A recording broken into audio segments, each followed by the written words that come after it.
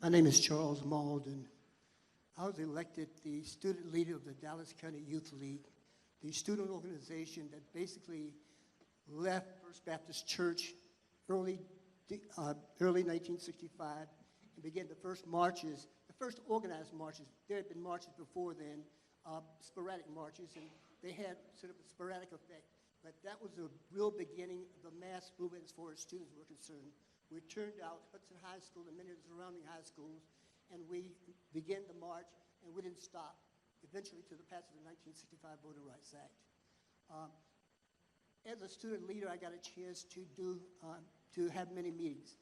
I remember meeting with Dr. King and John in this very building in the back rooms there, where the decision to march to Montgomery was made. CT and Andy and Hosea and Bevel and a lot of other people were there.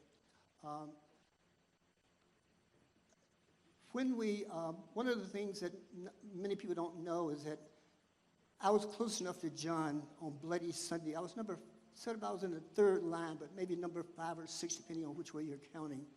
And when Colonel Cloud basically told us that that was an illegal march and that we should disband and come back to our churches or go to our homes, I think CT said, well, give us some time to pray. We began to kneel down, and at that time we knelt down, the state troopers took their billy clubs like this and began to push us back.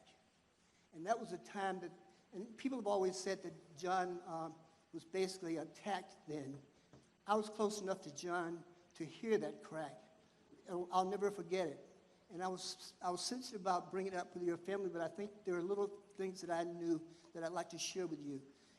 Although we knew that that was a tragic time, we were all soldiers. We were nonviolent soldiers, and we knew that John was down, but we were happy to find out that within a week or so, he was on the march to Montgomery, and that was the type of person John was.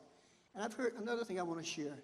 John always, I've heard him say several times on TV that he's not sure how he got from the bridge to really back to this church. And I was close enough and knew about what type of resources we had to know that there were very few resources. So probably Ace Anderson's funeral home probably picked John up, and for some reason they brought him here. And when he got here, he was sitting up here. And Worth Long, who had been a medic in the military, had been sent to Selma early to scout Selma to see if Selma would actually be ready for some type of movement here. And Worth Long saw that John had a concussion and was afraid that he needed to have his legs lifted so that he would not get a blood clot. So he did that, but really upon closer looking at John, he and Willie C. Robertson was the first person probably to shed blood for the Selma movement down at Carter Drug Store. They came in, got John, took him out to the street where the state troopers were, and they said, we have a soldier down, and we request permission to take him to the hospital. And that is how John got from here to the hospital, and that is probably what saved John's life.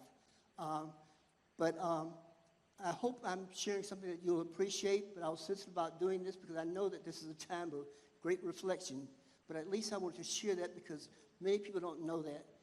John went on from there, and we know the rest of that story. Thank you.